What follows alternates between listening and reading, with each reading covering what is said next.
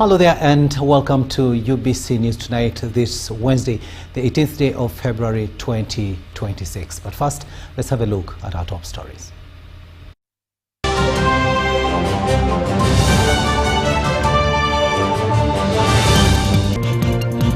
In our news tonight, President Museveni meets Cardinal Wamala, commends his activeness.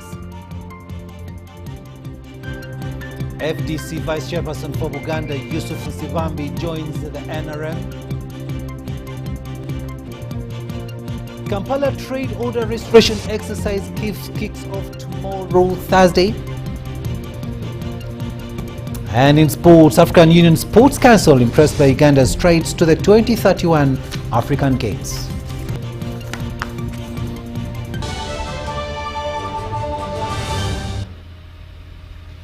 Hello there and welcome once again. We are coming to you live online and on air from Broadcasting House here on Nile Avenue. On sign language, it is Elizabeth Nakakoni and I am Rukidi Kiijananoma. President Yoweri Museveni has met with His Eminence Cardinal Emmanuel Wamala and has commended him for his contribution to faith and social transformation in Uganda. During the meeting, President Museveni pledged government support to his family foundation's Kamagwa Hospital while it remains a private facility. Museveni also directed the Ministry of Tourism to support the establishment of a museum to preserve his legacy. In the meeting, President Yoweri Museveni, at his request, accepted to serve as patron of the project and wished Cardinal Wamala good health and God's blessings as he marks 99 years. Cardinal Wamala was accompanied to State House by members of his family and officials from Rubaga Cathedral.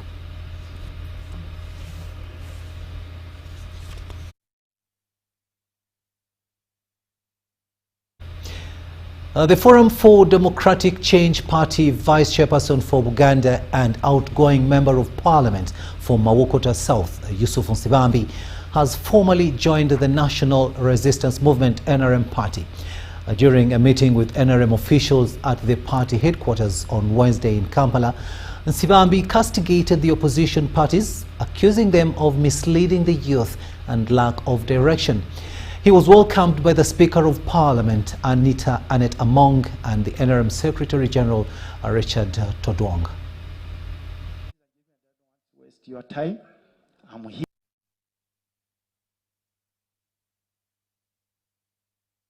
here. I'm a newcomer, but I have the zeal and strength to work for the NRM. After having a meeting with the President, the Forum for Democratic Change Party Vice Chairperson for Buganda and outgoing Member of Parliament for Mawokota South, Yusuf Nsibambi, has formally joined the National Resistance Movement NRM party. He criticized the opposition political parties for lack of direction. Then you see the kind of politics, not just defiance, which we are used to then, but it is confused and positions. There is no proper direction. So incidentally now we go to campaigns and you find each and every candidate has to have a gari. A gari is a group of young men misdirected to believe that you are going to change through violence. So we say, no, this is not a harmonized position. But without a gari, you will not address the electorate. So he also says their lack of direction mislead the youth. Most of the youth are incarcerated in these parties. Our children are not. Their families are actually suffering. I have a neighbor called Yasin Kauma who died, I think, in West Nile, a neighbor in Mawokota. His children are not going to school. And no one has ever stepped there. But we keep continuing inciting people. You demand this, demand the other. The person in charge of demanding is nowhere to be seen. The former FDC legislator regretted his participation in the just concluded general elections on opposition ticket. When you are supposed to tell the electorate your manifesto, and your manifesto is Ziba, Ziba, Ziba, Nyega, Ubundi Nyega, Nyega. then you get votes. Incidentally, you confuse the young men and women. You should tell us development programs, what you're supposed to do. Zimbabwe was alongside 20 independent MPs who have expressed their interest to work with NRM. I am very humbled to be here today. Zimbabwe and the 20 independents were welcomed by the Speaker of Parliament, Anita Annette Among, and the NRM Secretary General, Richard Todong. Our home is so big, it can accommodate everybody.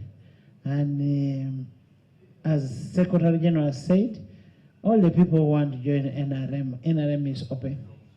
Open. I also came, I am here, I was given space. I am happy, very happy. And I'm sure for the many years you've been in FDC, you are looking for how do I join NRM until the Right Honorable Speaker came. And so I need to congratulate you for always bringing forces to join hands with the NRM. The new NRM leaders tasked in Zimbabwe to bring more opposition to join the party with ideology.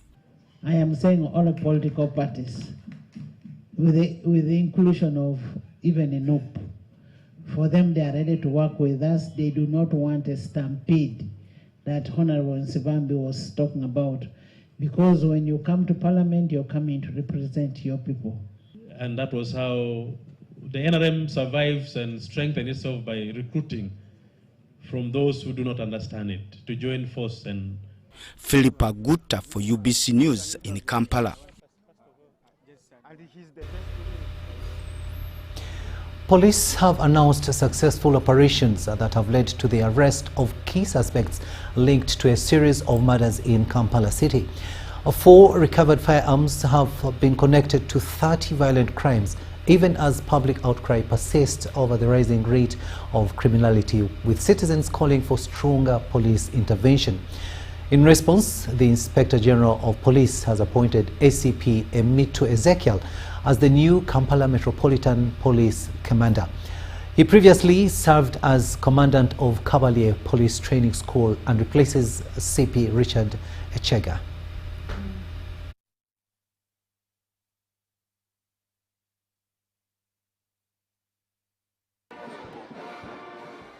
The Inspector General of Police Abasi Kagaba has made changes within the Uganda Police Force amid public outcry over increased criminality in Kampala.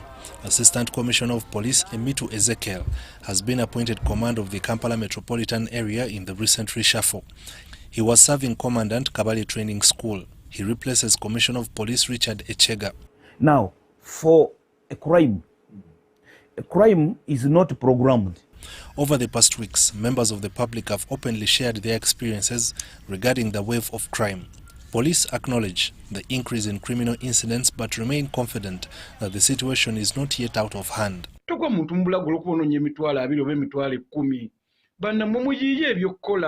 you think police can really do much in terms of cracking down these criminals? What is your perspective as someone who has suffered as a victim of these specific crimes on the road? Well, police may say so, but I also think they are capable of, combating that situation. But in my own view, I think we have not yet done enough. And what we are doing as Kampala Metropolitan is also to push and awake the operations that we did last year to start once more and curb this vice that has started coming up. Recent forensic developments indicate that 4 submachine guns recovered between 20th and 24th January 2026 have been linked to 30 violent crimes recorded between June 2025 and January 2026 within the Kampala metropolitan area. According to the Commander Crime Intelligence, Major General Christopher Damulira, ever since the successful operation, no gun-related incident has been reported in the Kampala metropolitan area. 9 suspects were apprehended and investigations have linked them to 12 murders, including the killing of the officer in charge of Vuntao police station. These are being processed for court. Recent operations have also led to the arrest of 136 suspects within the Central Business District. These have been charged with offences related to possession of suspected narcotic substances and other related crimes. What we have realized is that among the suspects we are arresting those that were arrested last year, arraigned in courts of law, remanded, and we are seeing them resurfacing again after getting court bail. Meanwhile, other successful operations include the arrest of the key suspects involved in the murder of TikToker Diana Skies, Uganda Christian University Dean of Students Pamela Tumwebaze, and the double murder at a hotel in Lungoja. Exhibits, including a stolen vehicle, were recovered. Security agencies add that territorial commands continue to conduct intelligence-led operations targeting suspected criminals. Doing patrols both day and night, both motorized and foot patrol. However, we continue to appeal to the public, give us the information, report the cases, give us the information. Police insist that the overall security situation remains under control and that recent operations demonstrate progress in dismantling criminal networks. There is also an ongoing implementation of the sub-county policing model aimed at protecting farmers and rural communities from theft targeting agricultural produce, a challenge officials say undermines government poverty alleviation programs. Ivan Kahwa, UBC. Thanks, Ivan, for that story there. Now we're going to have a related story to the second one that we read earlier on, and that is about the joining of Mr. Sibambi, who is from the FDC, now joining the NRM party. And UBC talked to some members of parliament, and they had their say. And they say that it is disheartening that is from the FDC, but we respect his right to choose which party to belong. Now, this is according to some members of parliament after lawyer Yusuf Nsibambi has crossed from the FDC party to the ruling NRM party. Now, Nsibambi's move leaves questions whether the opposition parties have run out of options in the quest for change. The MPs in the opposition want to capitalize on the move to mend the weaknesses in the opposition. Take a watch. The move by the outgoing Member of Parliament for Mawokota South, Yusuf Nsibambi, to cross to the NRM from the FDC party continues to attract mixed reactions. And it's the same message going all out there to some of our colleagues who are still in the opposition. As you might know, I previously was a member of the FDC. I even served Parliament under the FDC. But of course, on my part, I was quick to realize that the only way you can transform the people that you represent, the people from where you come, is for you to work with a government that has a clear agenda for socio-economic transformation in the country. Now even the remnants are also leaving. So it leaves the Forum for Democratic Change in a very precarious position. I don't think it's growing from strength to strength. No, it is actually weakening every other day. And it seems people who came together have realized over time that they cannot work together. Sibambi had built a solid reputation as one of the vocal opposition figures, drawing attention from the change-seeking constituency. There will always be remnants, even in the Bible days, when it looked like all were finished, there were remnants. So nobody should be deluded to think with such crossovers, opposition is finished. No. Many people have been crossing from different political parties to others, to other political parties. No one is questioning their integrity. A few days after he lost the re-election to serve Mawokota South, Sibambi has been bitterly trying to come to terms with the decision of the electorate. There is a big mix-up where people think once you have the grievances with the government, then you're opposition. And I don't think that's true. The move places significant shifts in the political landscape, especially in the opposition, with high anticipation of similar arrangements. This has highly been blamed on the leadership of parties in the opposition, whose interests have remained questionable. I think that's where we need to have a very serious conversation as to what became of leadership.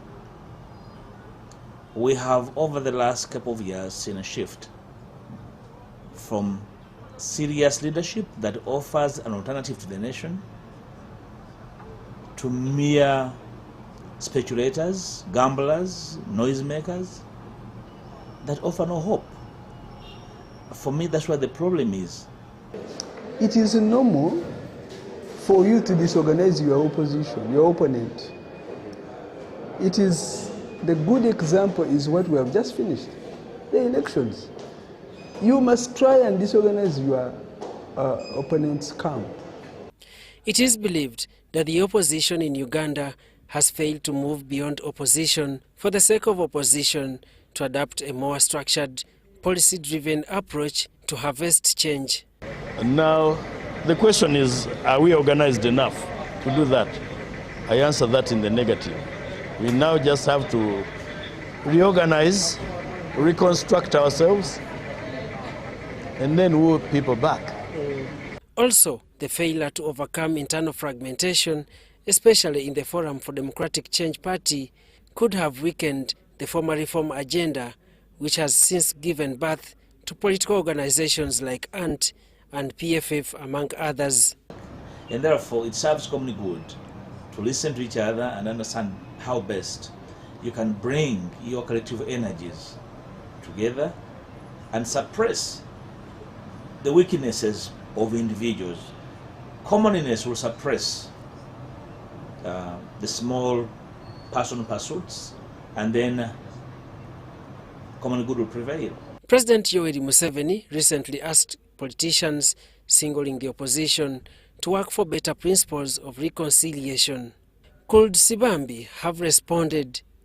I can assure you, and I would want to request to give all the necessary support. Daniel Mugoya, Gloria Gwitabinji, UBC News. Wish you a happy day. Today marks the final day for street vendors and hawkers to operate in the city centre of Kampala before a directive requiring them to vacate takes effect. Our team has been on the ground gathering reactions from traders as they wind up their activities and reflect on what the eviction means for their livelihood.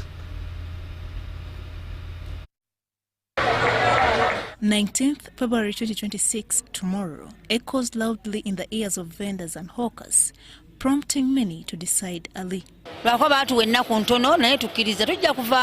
Across the city centre, congested walkways remain active as vendors continue serving customers, while others appear to be making the most of what could be their final day of operating along pavements and sidewalks.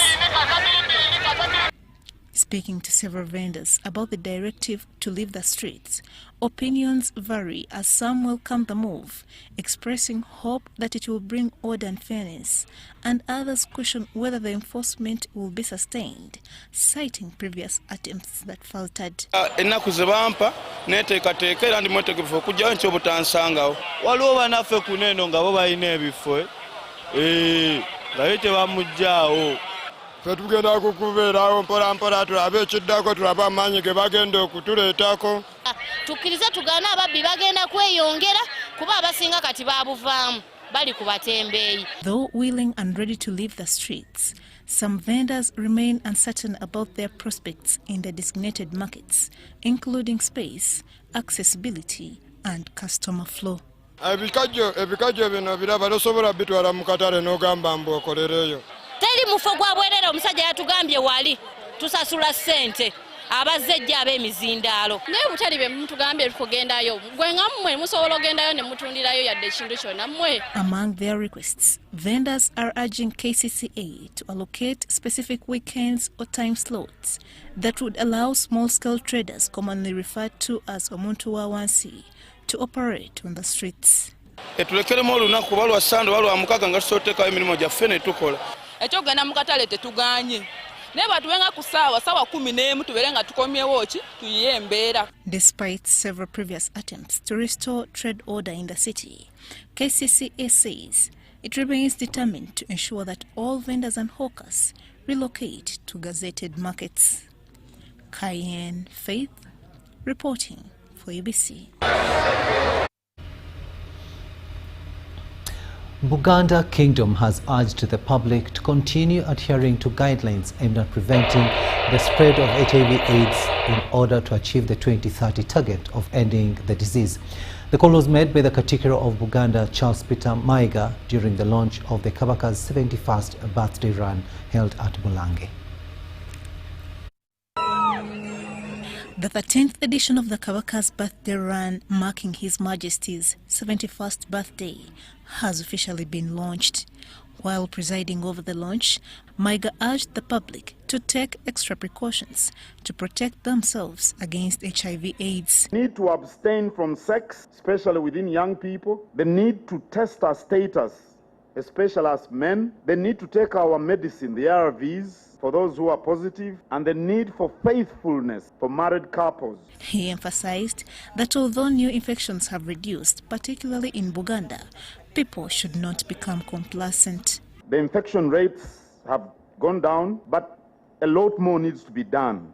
The UNAIDS Country Director, Kim Gustafson, noted that since His Majesty the Kabaka took the lead in championing the fight against HIV/AIDS on the African continent, significant progress has been registered. I also want to thank His Majesty for being a UNAIDS Goodwill Ambassador for Africa to engage men and boys. From 2020 to 2024, the Buganda region has achieved a 21% reduction in new HIV infections, dropping from 18,400 to 14,500 cases.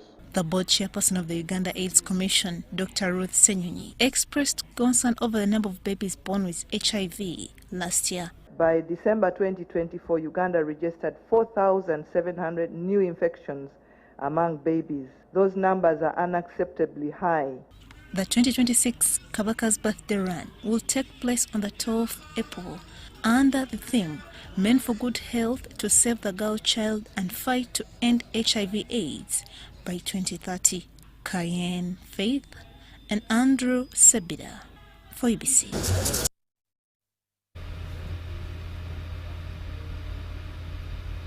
The Ministry of Education and Sports has commenced the placement exercise for students joining advanced level, with caution to schools to properly guide learners during subject combination selection. The Permanent Secretary in the Ministry of Education and Sports, Dr. Kedres Turiagenda, presided over the placement exercise and called upon school managers to improve teachers' welfare and the overall teaching environment. Okusunsula abayizi abagenda okusoma ekibiina ekya siniya y'okutaano kutandise era nkwakumala ennaku 2. Minisitule eteekateeka okuteeka abayizi emitwalo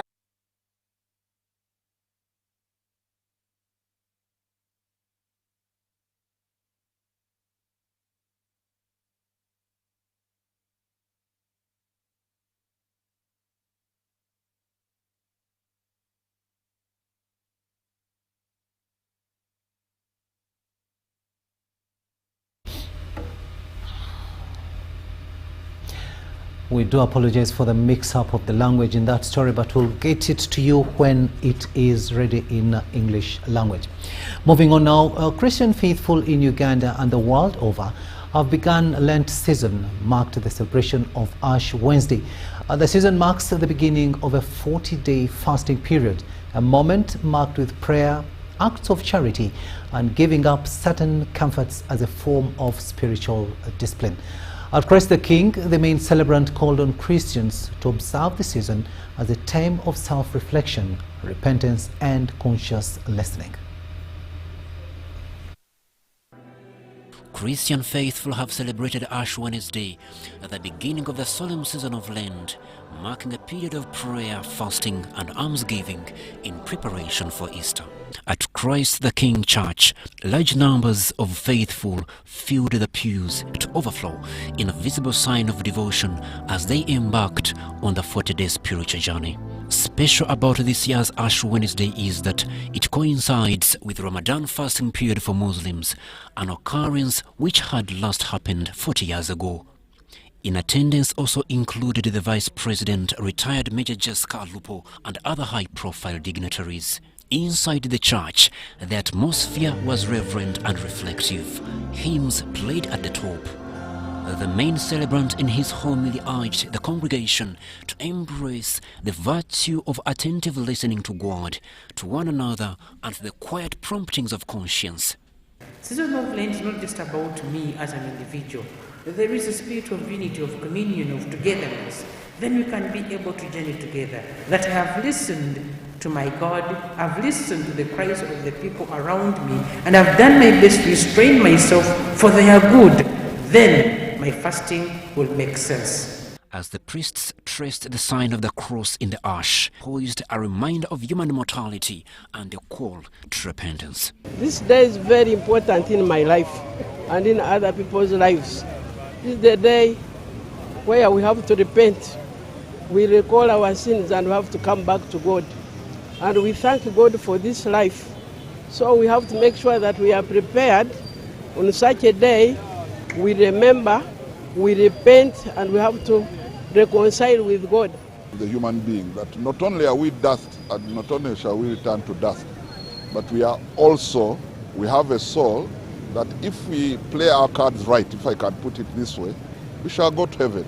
The congregants expressed a desire that this season serves as one of the deep reflection and renewal, especially at a time when criminal activities have become a public concern. This period of Lent is that time where we ought to reflect, how have we been treating the people around us, the people we live with. You know, if you're the kind who wakes up every day, goes to break into people's houses, you're robbing people on the streets, how would you want to be treated?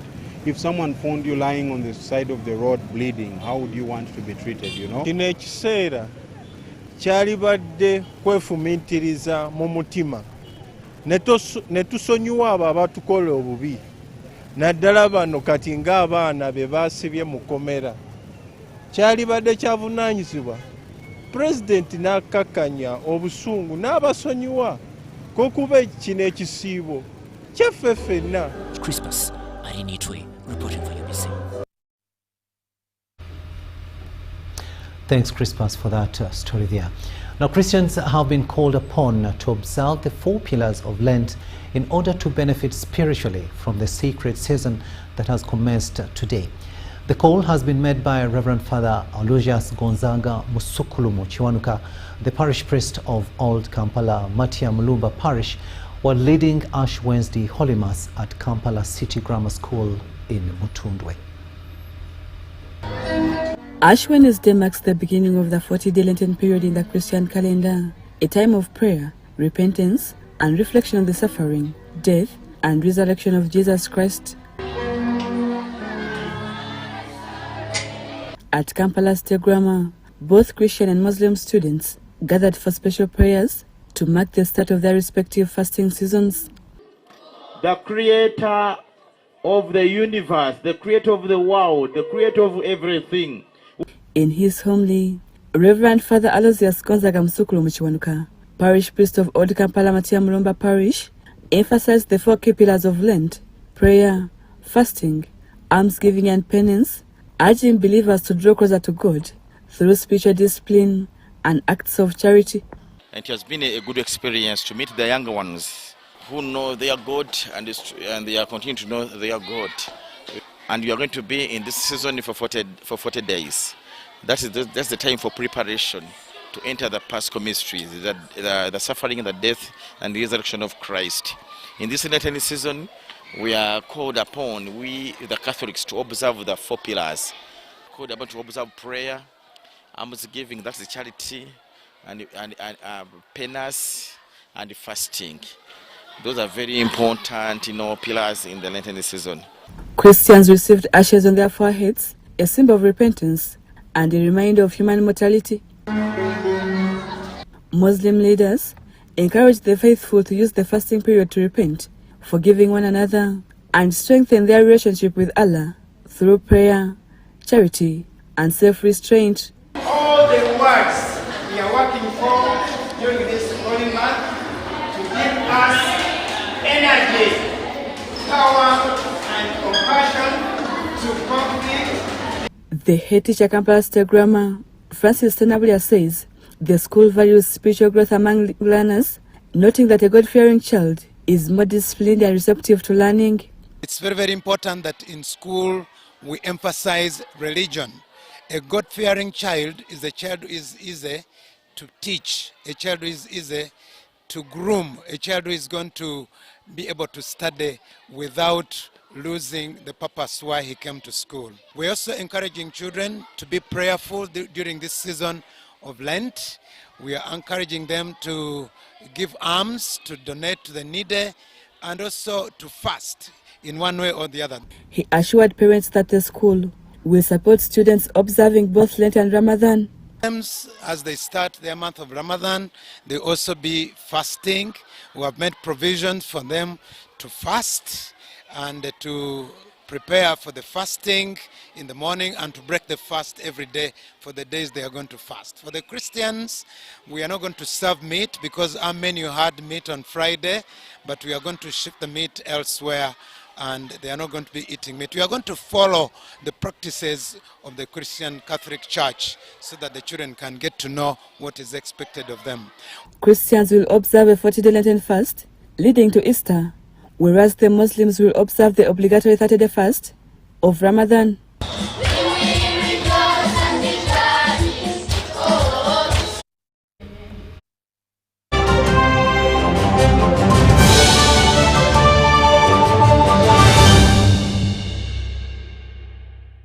So muchara. Yes, Daddy. You know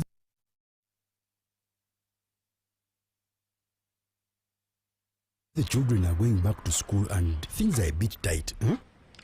For now, why don't you take half of the fees to junior school, and for the school van contribution, we shall pay later. Huh? Daddy, why don't we pay using MTN Momo, where we stand a chance of winning school fees for a whole year and more?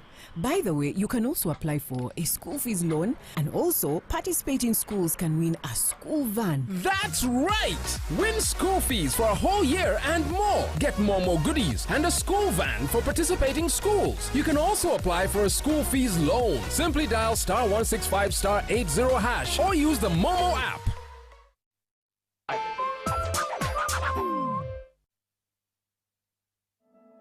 Across Tilenga's host communities, families are accessing transformative opportunities.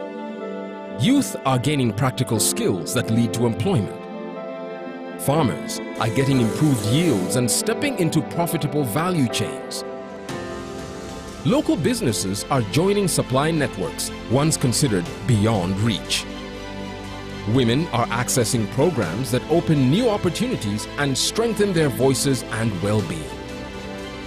Families are benefiting from improved infrastructure that makes access to essential services easier, faster, and more affordable. Communities are shaping decisions, ensuring development reflects their needs. This is progress you can see, feel, and live every day. It is real shared value, where communities do not simply live near development, but experience it in their lives. And it's about growing together and building a future rooted in sustainable development.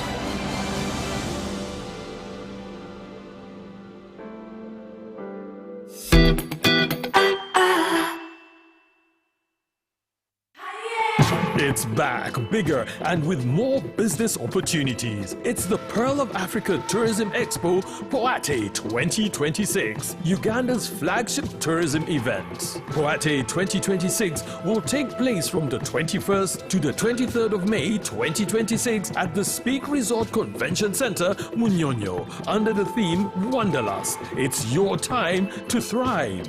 Yes, it's your time to tap into Uganda's renewed optimism and tourism growth. Tourism stakeholders, travel trade partners, and tourism enthusiasts will be part of the Poate 2026. Come and network with like-minded people and unlock new business opportunities. To participate, register at www.poate.co.ug. Poate 2026 is brought to you by Uganda Tourism Board and partners.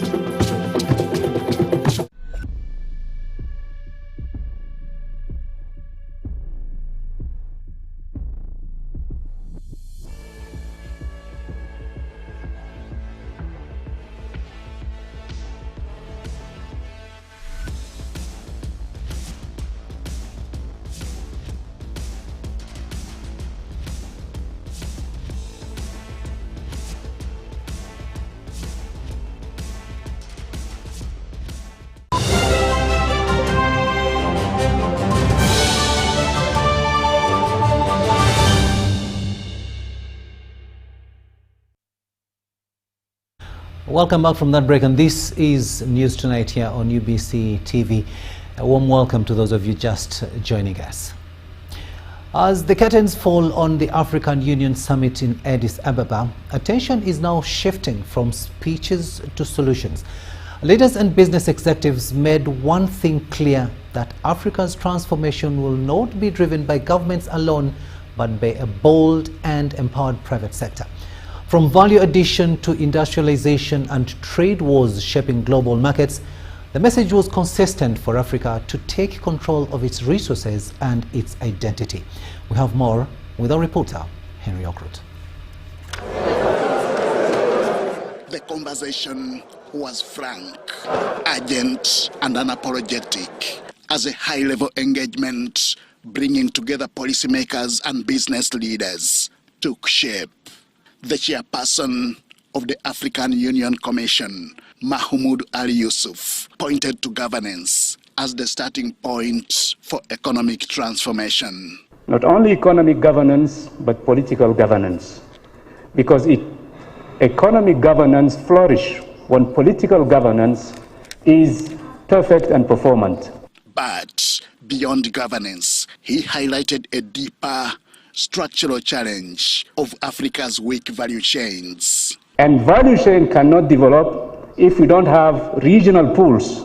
And regional pools can be developed between 2-3 countries. This is the motivation that we have related to the trade-guided initiatives in the framework of AFCFTA. In a world increasingly defined by trade wars and aggressive global competition, he emphasized that empowering Africa's private sector is no longer optional. That call was welcomed by private sector players attending the summit. As Africans, we keep on talking about the need to develop. The African Union came up with the Agenda 2063, but this agenda was designed mostly by the public sector, by governments. And yet, the implementation of it, large part, falls with us, the private sector. And we've only been meeting at different points when one side or the other feels it's necessary to meet, but not with a long-lasting, sustainable, let's keep the wheels moving approach or attitude to implementing that agenda. Kaheru acknowledged that African businesses have often focused on exporting raw materials for quick profits. We've been making noise as the private sector, but who has been doing the exportation? We, the private sector.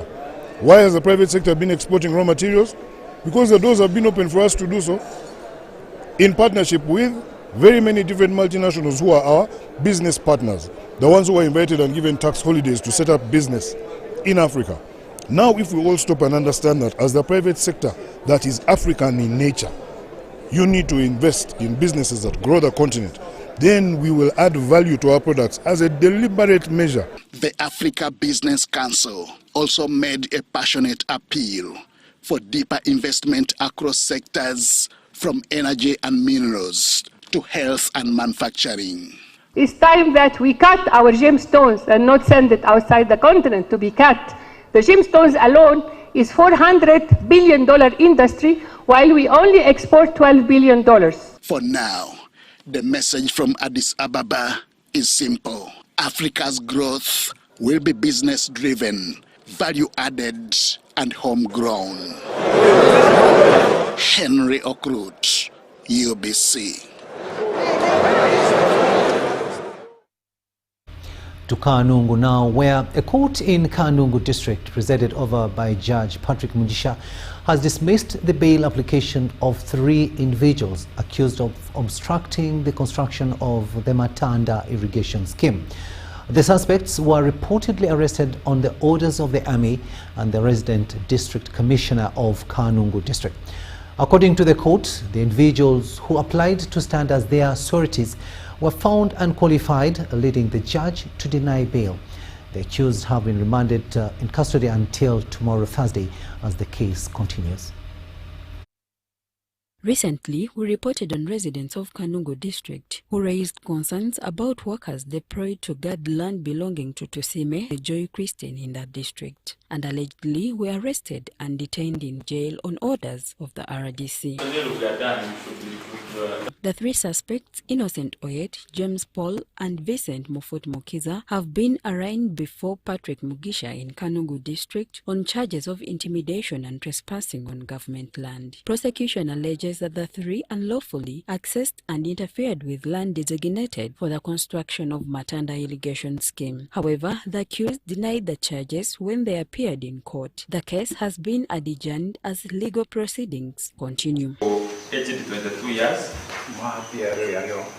and you're charged with 2 offenses. Court proceedings were delayed after it emerged that the accused did not understand English, Luganda, Luchiga, or Lunyankole. Interpreters were availed today to facilitate communication during the session. Despite the presence of interpreters, the court denied their bail application and they were remanded in custody until tomorrow as the case continues. According to the prosecutor, Olishaba Onesmus, one of the individuals who had applied to stand curative for the accused allegedly colluded with them in committing the offenses. However, Olishaba Onesmus denied the allegations in court. Babanyima ahabwo kugira ngo tuturamanyine icyakira gendo misho konka twino busasi bwinji kureba RDC yayishije n'abasirikare bakayika hamwanya bakakwata abakozi bitu aza abakozi kubakwata bataramanya ururimi. Joy Christine, the employer of the arrested individuals, reportedly sold 65 acres out of 100 acres of land to the government for the construction of the Matanda irrigation scheme in Kanungu district. However, she's demanding that the boundaries be clearly opened and demarcated. Project ya Matanda irrigation scheme bwebanga eri genuine etakabali agala baba ministry balete aba surveyor ba opening boundaries ba assessing ettaka balete bavaliwa nange ndete bavaliwe abange tutule ku meza ettaka lyaffe baligule government etuwe sente. Nals Bawini, Ivan Juko, reporting for UBC. Muslim women leaders in Kawempe have received financial management training to guide them on effectively utilizing a 2 billion shillings donation pledge by President Yoweri Museveni during the 2024 inauguration of the Uganda Muslim Supreme Council Women's Council. We have more in this story. The funds, intended to boost economic empowerment among Muslim women, are being channeled through regional Muslim savings and credit cooperatives to benefit women across 10 Muslim regions. As the money began reaching districts within the Kampala Muslim region, local leaders organized an orientation at the Kawempe Muslim District headquarters to equip women with financial literacy and circle management skills. The session focused on budgeting, savings, investment, debt management, and safeguarding the funds from misuse. Sheikh Hamid Serada Usungu, the regional assistant to the Mufti, underscored the importance of financial education to ensure accountability. So ekyo tukyebaliza nnyo president w'eggwanga lino ate ne twebaza nnyo ne Uganda Muslim Supreme Council naddala ow'ekitiibwa yennyini His Eminence Dr. Sheikh Shaban Ramadan Mubajje olw'enteekateeka eno gye yakola okulaba nga abakyala mu structures zaffe zonna nabo babaako ne kabalina. Women's Council Chairperson Hajat Sophia Kenyanji urged beneficiaries to treat the funds as a repayable investment rather than a handout. The capacity building mainly focuses on financial literacy of this grant, so that women are able to learn on how to use this money and how to go about. They had many questions: how we're going to pay back this money, whom do we pay? So we have tried to explain everything, that this grant is Sharia compliant from the president. It doesn't have riba, but it has a 6% service fee, which we have to adhere to. She also thanked President Museveni for fulfilling his pledge and congratulating him on his victory in the recent presidential elections. I want to call upon every woman there who says, I want njagala sente za Museveni, banange genda musako. Join the SACCO, you'll be able to get this money. Acknowledge the receipt of the monies, the grant that was pledged by the president to the women, to the Muslim women in Uganda. The initiative is expected to enhance entrepreneurship, self-reliance and long-term financial stability among Muslim women in Uganda.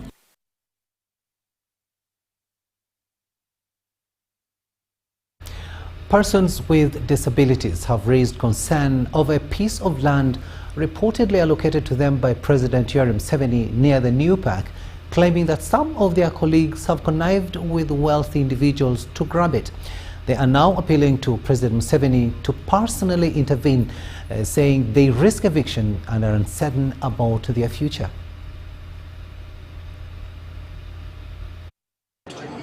The disputed land is located on Plot 7A along Namirembe Road. It is said to have been given to persons with disabilities to support their income-generating and commercial activities. The challenges we are facing, our leaders do things without they do things when we don't know. They have gone on, they want to sell off the land. The group gathered at the office of the NRM Vice Chairperson for persons with disabilities in Naluvule, seeking protection from what they described as opportunists determined to take over their land.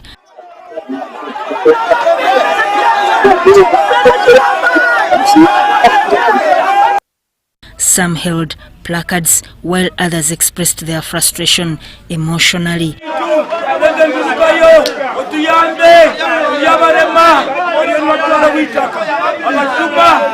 They have called upon Haj Shafiq Mwanje to channel their concerns to the president, emphasizing that he was the one who allocated the land to them. So we ask the president that instead of those people take our land, you come and develop us.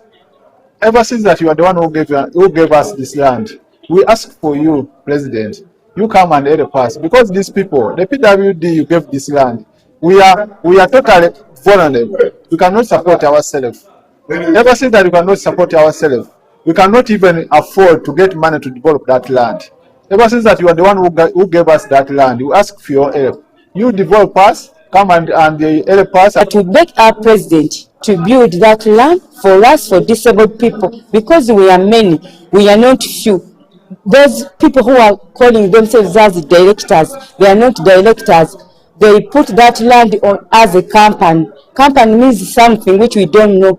They allege that the land has been subdivided into plots without their consent and suspect internal betrayal by some members who may have misrepresented themselves for personal gain. But there is some people who want to sell this land. So that's why they have come to raise their voice and their concern, so that they get assistance from me, because I'm a leader, I'm a chairperson representing these people at SEC. So now I'm going to push this issue to His Excellency, who is our national chairman of NRM. Very soon I think he's going to respond. So even me, Shafiq Mwanje, I'm feeling so very bad according to what is going on. CCA councillors representing persons with disabilities, including Serunkuma Peace and Robert Nkwangu, said they have tried to report the matter to relevant authorities but have not received assistance. Bwe yali agaba ekifo ekyo yakiwa abaliko obulemu bangi, si bonna bonna abali mu Kampala ne abaliwo bammemba bangi abasuubuzi mu Kampala. N'olwekyo bwe baali bateesa okusalasala mu ettaka eryo tebaayitako ku General Assembly, tebeebuuzaako ku bantu abo. Waliwo ba traders, membership yabwe eri mu bantu abasukka mu 1,000. For UBC News, I'm Sudat Kaye. Disability rights are also human rights, and that is what those people are saying, and they are calling upon the president to intervene in their issue. We'll now take another short break, but we'll be returning with the latest in business.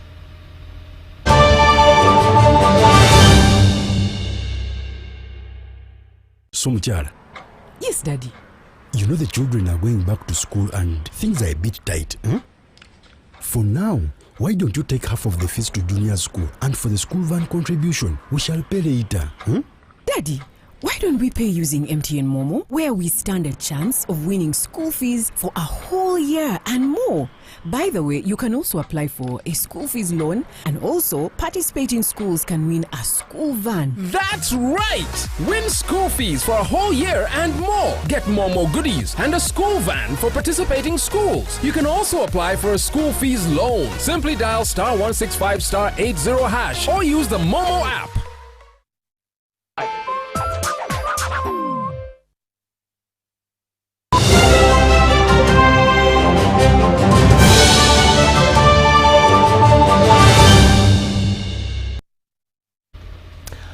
Welcome back. Let's have a look at business news. And the Ministry of Finance, Planning and Economic Development has launched its financial year 2025-2026 to 2029-2030 service delivery standards and client charter. The charter outlines the values and principles that will guide staff in fulfilling the ministry's mandate. Uganda's growth and development agenda remains aligned to the attainment of the tenfold growth strategy. We are, as a ministry, mandated, and our main role is to ensure that we create a macroeconomic environment in which business and the overall economy can flourish. So we want to ensure that we continue with that role in a perfect way. We have been doing it well. As you can see, the country does not have inflation, the shilling is stable, the overall macroeconomy is stable, the economy is growing. That's the first key role.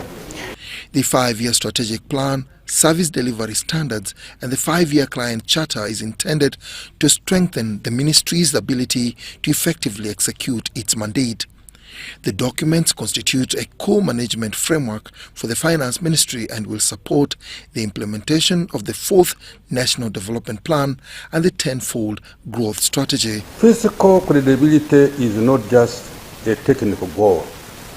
It is the bedrock of investor confidence, microeconomic stability, and public trust. Equally vital is the coordination of financing. At the launch, the Deputy Head of Public Service and Secretary to the Cabinet, Dr. Theopista Wanene, emphasized the importance of accountability and collaboration among ministries, departments and agencies.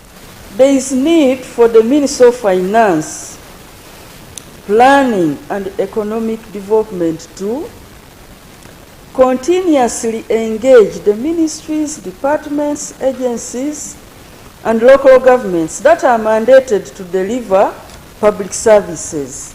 The ministry should establish a regular forum to discuss and address cross-cutting issues that affect the implementation of plans and budgets.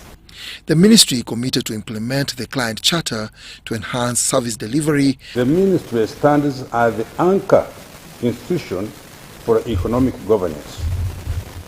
We are committed to transparency, accountability, and results-driven management guided by the highest standards of professionalism and integrity. Feedback from clients will be used to continuously improve systems and service delivery mechanisms. Dennis Igoa and Happy Ejuka for UBC.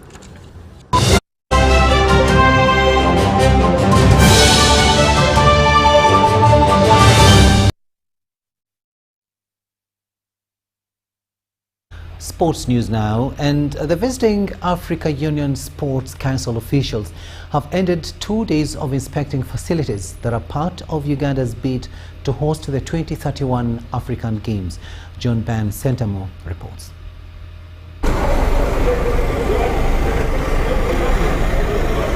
Uganda's chances of hosting the 2031 African Games have been boosted by an African Union Sports Council officials visit that has climaxed with applause for Uganda in the strides taken in infrastructure development. The African Union team included Dr. Decius Chipande, who is the head of the African Union Sports Council, Sid Ahmed Selmi, the chairperson technical committee for the African Games, Lina Paul Casey, a senior sports officer, and Penalva Caesar, who is the technical committee member responsible for the African Games. Thank you. Yesterday I mentioned that success is not a destination. Yes. It's a process. After so many years Uganda traveling through independence, now is your time to build world-class facilities like this, like the stadium. I tell you, I'm impressed. I've seen things. Thank you. I've seen all kind of things. Congratulations. I say this arena, the one he calls arena. This arena is, he says, is a bijou. Oh, it's a bijou.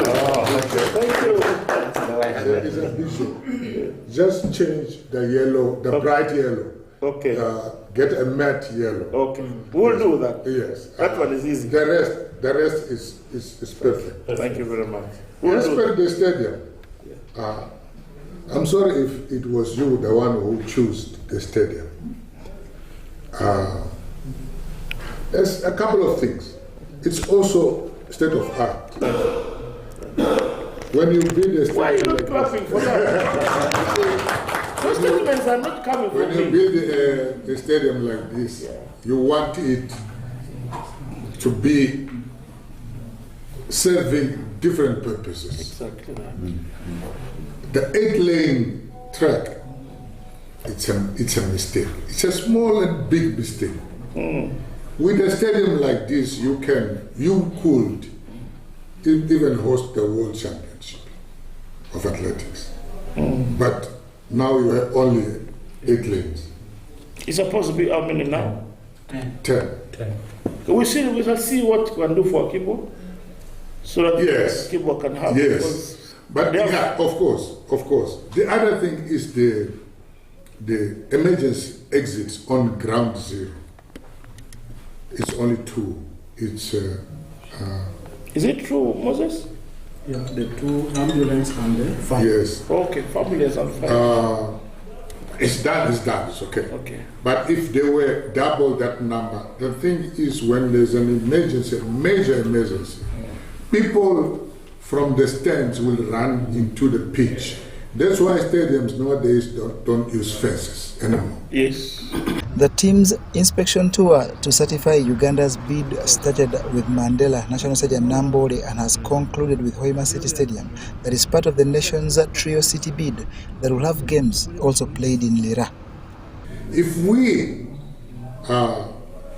decide to bring the games here, we have to build up a situation where accommodation, food, transport is similar to that side. Really? We don't want a team to say we were sent to Hoima, and Hoima the food was terrible. Because somebody is in Kampala and the food is better, or vice versa. So all these things is technical. But in terms of infrastructure, in terms of what you call the legacy and what the government wants to deliver to the population of Uganda, to build up a process that started already. National Council of Sports General Secretary Dr. Bernard Patrick Ogweri is optimistic that Uganda government's goodwill that has improved infrastructure will play a pivotal role in tilting the bid. I want to say that a bid is a process, but also you assess yourself. And as a country, Uganda, I mentioned it sometimes back, we are on the right trajectory of sports development. And in terms of infrastructure, you can see for yourself the praises the evaluation team is giving to Uganda in terms of quality work done. And when somebody says state of the art, well, standard, it means it is really excellent. The African Games are a 4-year multi-sport event that were last hosted in Ghana in 2023, with the 2027 edition to be held in Egypt, while for 2031, Uganda and Nigeria are bidding.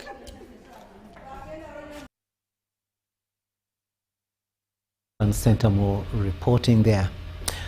The Uganda Broadcasting Corporation has signed a memorandum of understanding to participate fully in this year's corporate games, a multi-sport initiative aimed at promoting physical fitness, mental well-being and brand visibility among institutions in Uganda. The corporate games scheduled to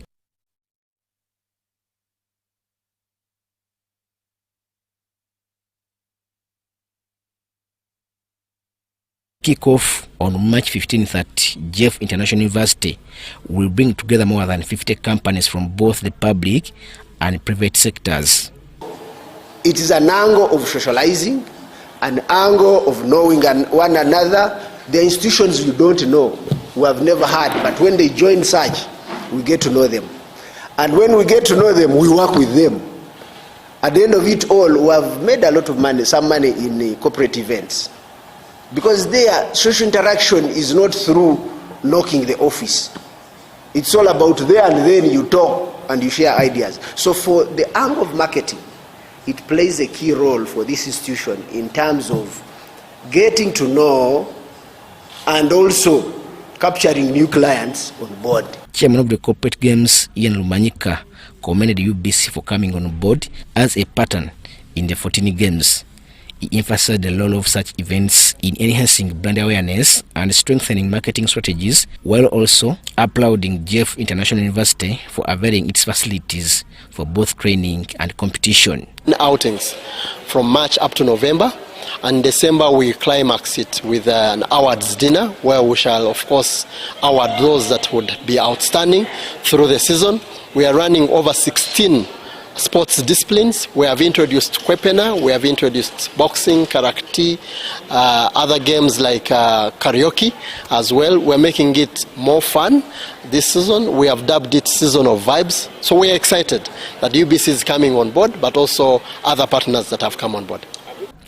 Meanwhile, Ruben Impima from UBC Sports Department assured that the corporation's team is well prepared and ready to compete favorably across all the 14 games slated for this season. We are ready to be part of this, and we are delighted and excited. We can't wait to kick that ball or to go into that pool and swim. And I want to thank Jeff International for giving us the platform we are going to play from. Like I said, I cannot wait. And as an institution, as UBC, we are very, very ready to face whoever comes our way. The corporate games are expected to deliver a vibrant season of activities and entertainment running from March 15th to December this year. Robert Katamba and Ken Sanaba reporting for UBC News in Kampala. And that story brings us to the end of News Tonight here on UBC Tonight. Thank you so much for having kept us company. On sign language, it has been Elizabeth Nakakoni, and I am Rukidi Kiijananoma, wishing you a blessed night. But do not go away, because up next here on UBC TV is the program that looks at women, and that is Super Soul Sisters, and that will be followed later on at 10 by Behind the Headlines. Stay tuned and see you later.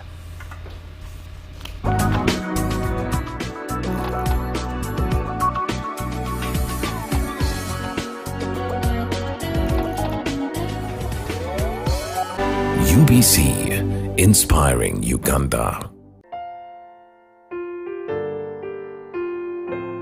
Miss Mrs. Lois Achieng Ochieng and family announces the death of Professor Erisa Oluenyi Ochieng, which occurred on the 12th of February 2026 at Nakasero Hospital. Vigil will be held at the family residence at Plot 4, Matters Link Ntinda, on Thursday, the 19th of February 2026, starting at 5 p.m.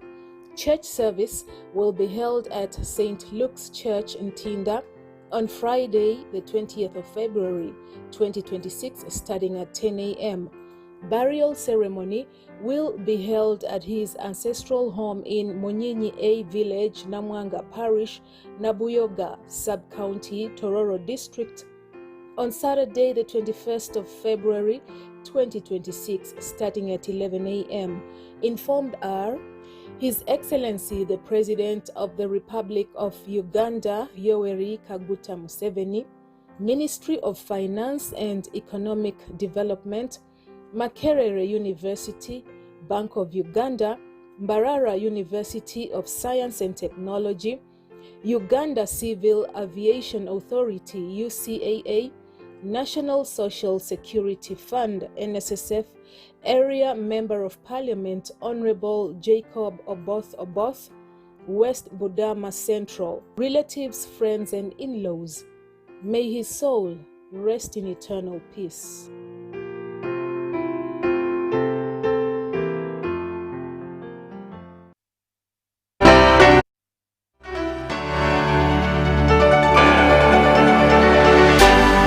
UBC, inspiring Uganda.